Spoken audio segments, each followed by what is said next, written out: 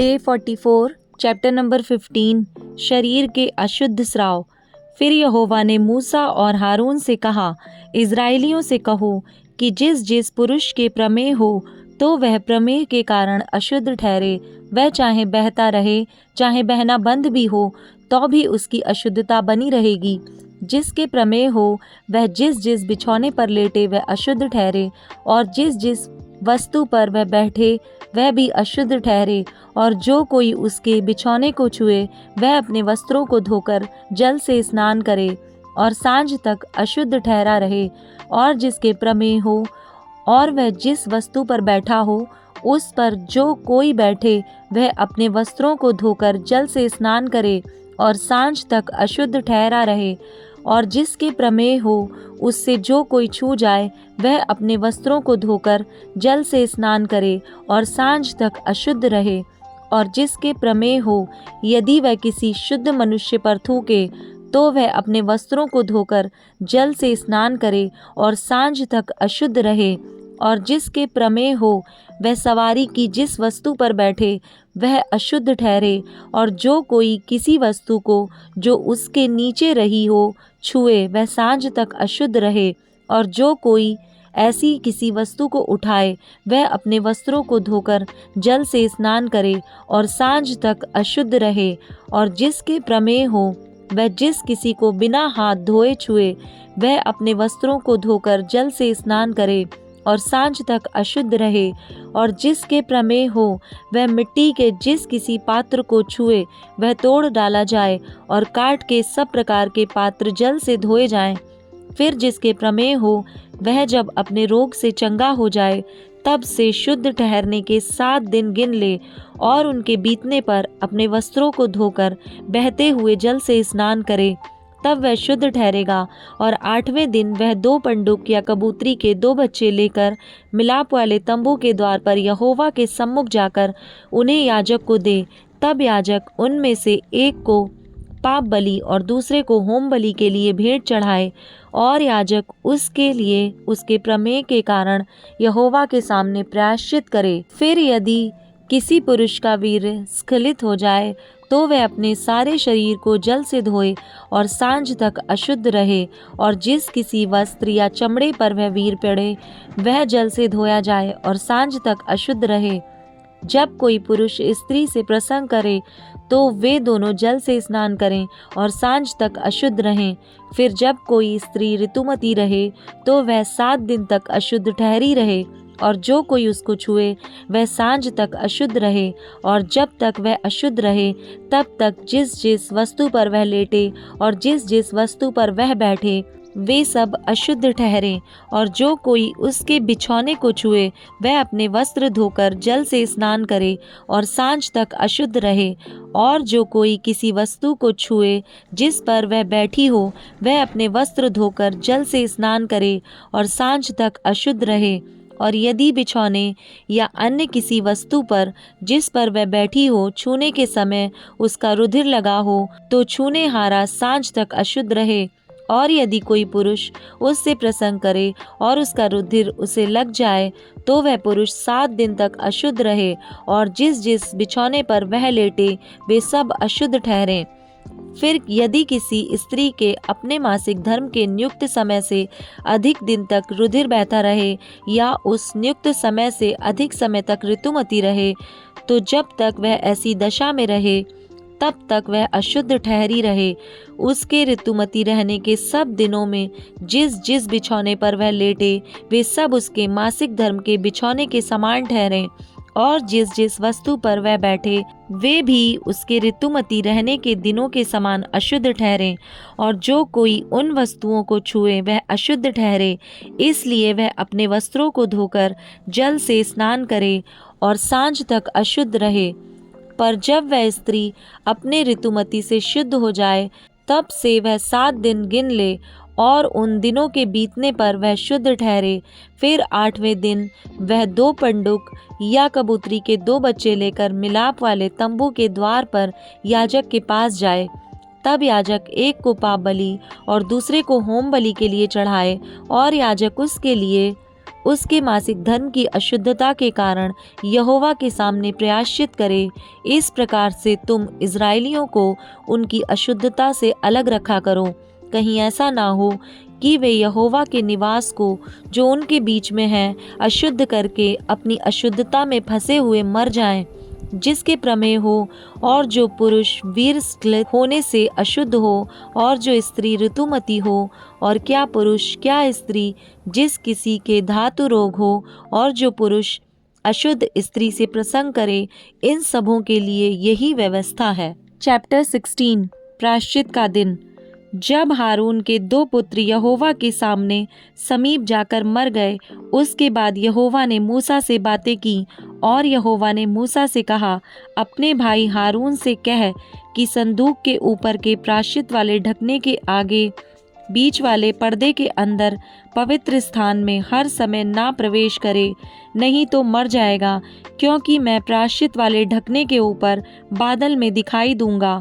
जब हारून पवित्र स्थान में प्रवेश करे तब इस रीति से प्रवेश करे, अर्थात पाप बलि के लिए एक बछड़े को और होम बलि के लिए एक मेढ़े को लेकर आए। वह सनी के कपड़े का पवित्र अंगरखा और अपने तन पर सनी के कपड़े की जंघिया पहने हुए हो, और सनी के कपड़े का कटिबंध और सनी के कपड़े की पगड़ी भी बांधे हुए प्रवेश करे। ये पवित्र वस्त्र हैं और वह जल से स्नान करके इन्हें पहने। फिर वह इस्राएलियों की मंडली के पास से पाप बलि के लिए 2 बकरे और होम बलि के लिए 1 मेढ़ा ले, और हारून उस पाप बलि के बछड़े को जो उसी के लिए होगा चढ़ाकर अपने और अपने घराने के लिए प्रायश्चित करे, और उन दोनों बकरों को लेकर मिलाप वाले तंबू के द्वार पर यहोवा के सामने खड़ा करे। और हारून दोनों बकरों पर चिट्ठियां डाले, एक चिट्ठी यहोवा के लिए और दूसरी अजाजेल के लिए हो, और जिस बकरे पर यहोवा के नाम की चिट्ठी निकले उसको हारून पाप बलि के लिए चढ़ाए, परंतु जिस बकरे पर अजाजेल के लिए चिट्ठी निकले वह यहोवा के सामने जीवित खड़ा किया जाए कि उससे प्रायश्चित किया जाए, और वह अजाजेल के लिए जंगल में छोड़ा जाए। हारून उस पाप बलि के बछड़े को जो उसी के लिए होगा समीप ले आए और उसको बलिदान करके अपने और अपने घराने के लिए प्रायश्चित करे, और जो वेदी यहोवा के सम्मुख है उस पर के जलते हुए कोयलों से भरे हुए धूपदान को लेकर और अपनी दोनों मुट्ठियों को कूटे हुए सुगंधित धूप से भरकर बीच वाले पर्दे के भीतर ले आकर उस धूप को यहोवा के सम्मुख आग में डाले, जिससे धूप का धुआं साक्षी पत्र के ऊपर के प्रायश्चित के ढकने के ऊपर छा जाए, नहीं तो वह मर जाएगा। तब वह बछड़े के लहू में से कुछ लेकर पूर्व की ओर प्रायश्चित के ढकने के ऊपर अपनी उंगली से छिड़के, और फिर उस लहू में से कुछ उंगली के द्वारा उस ढकने के सामने भी 7 बार छिड़क दे। फिर वह उस पाप बलि के बकरे को जो साधारण जनता के लिए होगा बलिदान करके उसके लहू को बीच वाले पर्दे के भीतर ले आए, और जिस प्रकार बछड़े के लहू से उसने किया था ठीक वैसा ही वह बकरे के लहू से भी करे, अर्थात उसको प्रायश्चित के ढकने के ऊपर और उसके सामने छिड़के, और वह इस्राएलियों की भांति भांति की अशुद्धता और अपराधों और उनके सब पापों के कारण पवित्र स्थान के लिए प्रायश्चित करे, और मिलाप वाला तंबू जो उनके संग उनकी भांति भांति की अशुद्धता के बीच रहता है उसके लिए भी वह वैसा ही करे। जब हारून प्रायश्चित करने के लिए पवित्र स्थान में प्रवेश करे, तब से जब तक वह अपने और अपने घराने और इज़राइल की सारी मंडली के लिए प्रायश्चित करके बाहर ना निकले, तब तक कोई मनुष्य मिलाप वाले तंबू में ना रहे।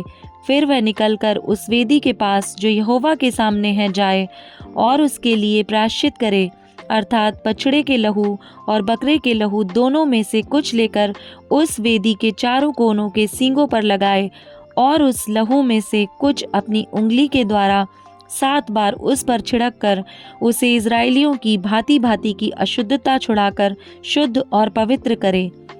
प्रायश्चित का बकरा। जब वे पवित्र स्थान और मिलाप वाले तंबू और वेदी के लिए प्रायश्चित कर चुके, तब जीवित बकरे को आगे ले आए और हारून अपने दोनों हाथों को जीवित बकरे पर रखकर इज़राइलियों के सब अधर्म के कामों और उनके सब अपराधों अर्थात उनके सारे पापों को अंगीकार करे और उनको बकरे के सिर पर धरकर उसको किसी मनुष्य के हाथ जो इस काम के लिए तैयार हो जंगल में भेज के छुड़वा दे। वह बकरा उनके सब अधर्म के कामों को अपने ऊपर लादे हुए किसी निर्जन स्थान में उठा ले जाएगा, इसलिए वह मनुष्य उस बकरे को जंगल में छोड़ दे। तब हारून मिलाप वाले तंबू में आए और जिस सनी के वस्त्रों को पहने हुए उसने पवित्र स्थान में प्रवेश किया था उन्हें उतार कर वहीं पर रख दे। फिर वह किसी पवित्र स्थान में जल से स्नान कर अपने निज वस्त्र पहन ले और बाहर जाकर अपने होम बलि और साधारण जनता के होम बलि को चढ़ाकर अपने और जनता के लिए प्रायश्चित करे और पाप बलि की चर्बी को वह वेदी पर जलाए।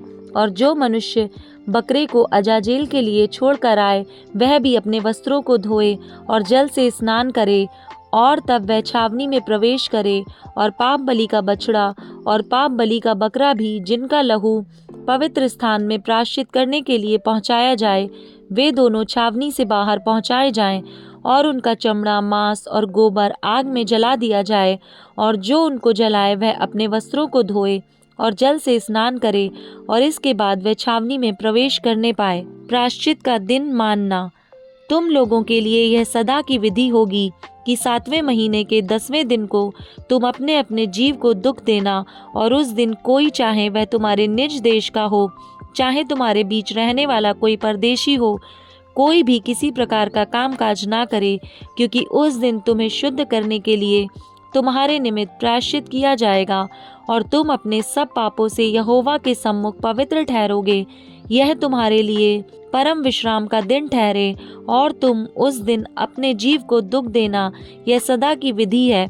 और जिसका अपने पिता के स्थान पर याजक पद के लिए अभिषेक और संस्कार किया जाए वह याजक प्रायश्चित किया करे, अर्थात वह सनी के पवित्र वस्त्रों को पहनकर पवित्र स्थान और मिलाप वाले तंबू और वेदी के लिए प्रायश्चित करे और याजकों के और मंडली के सब लोगों के लिए भी प्रायश्चित करे।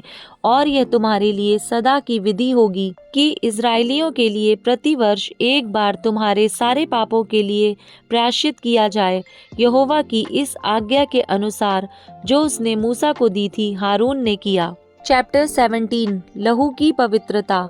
फिर यहोवा ने मूसा से कहा, हारून और उसके पुत्रों से और सब इज़राइलियों से कह कि यहोवा ने यह आज्ञा दी है, इज़राइल के घराने में से कोई मनुष्य हो जो बैल या भेड़ के बच्चे या बकरी को चाहे छावनी में चाहे छावनी से बाहर घात करके मिलाप वाले तंबू के द्वार पर यहोवा के निवास के सामने यहोवा को चढ़ाने के निमित्त ना ले जाए, तो उस मनुष्य को लहू बहाने का दोष लगेगा और वह मनुष्य जो लहू बहाने वाला ठहरेगा वह अपने लोगों के बीच से नष्ट किया जाए।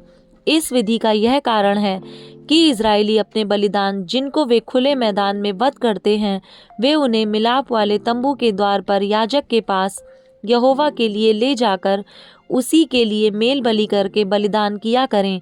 और याजक लहू को मिलाप वाले तंबू के द्वार पर यहोवा की वेदी के ऊपर छिड़के और चर्बी को उसके सुखदायक सुगंध के लिए जलाए।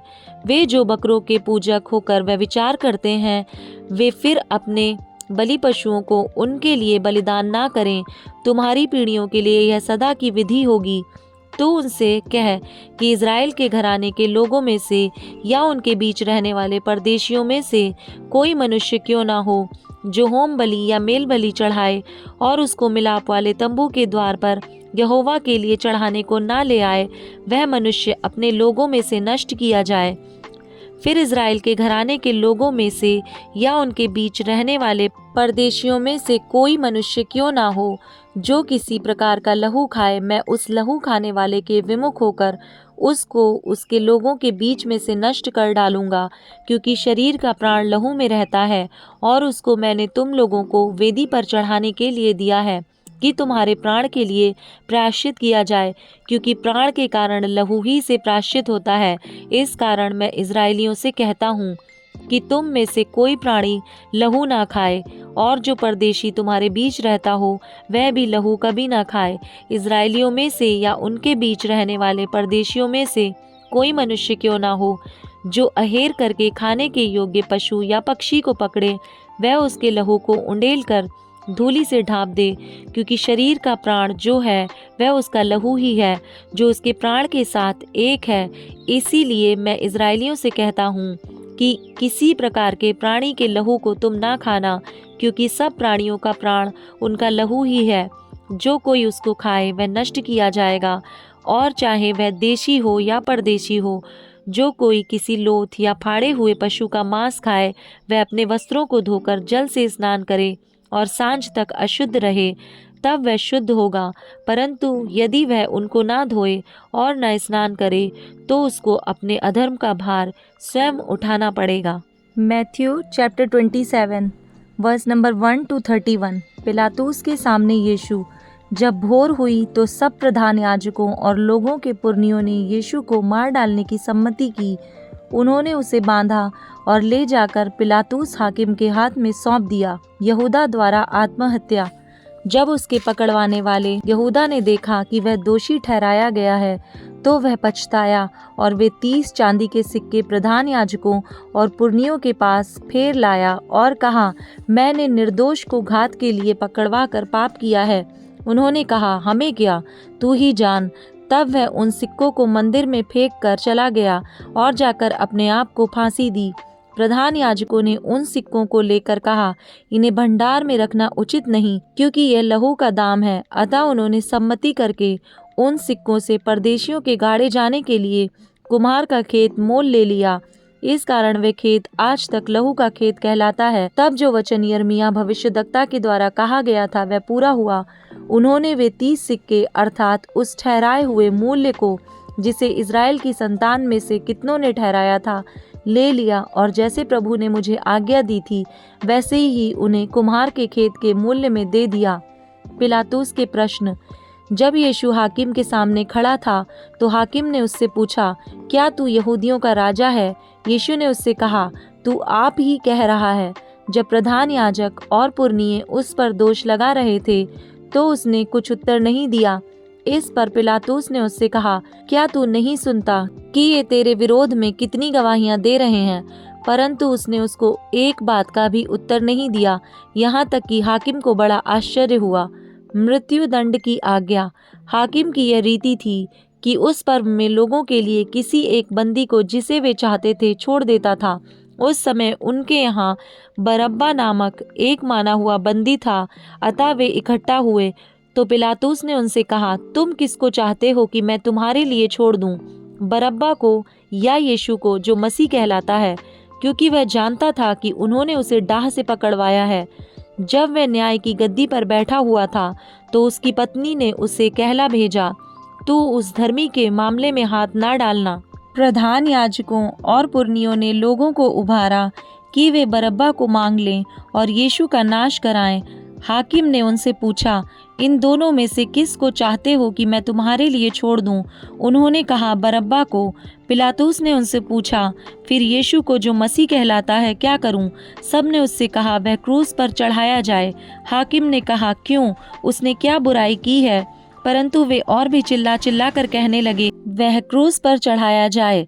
तब पिलातुस ने देखा कि कुछ बन नहीं पड़ता, परंतु इसके विपरीत हुल्लड़ बढ़ता जाता है, तो उसने पानी लेकर भीड़ के सामने अपने हाथ धोए और कहा, मैं इस धर्मी के लहू से निर्दोष हूँ, तुम ही जानो। सब लोगों ने उत्तर दिया, इसका लहू हम पर और हमारी संतान पर हो।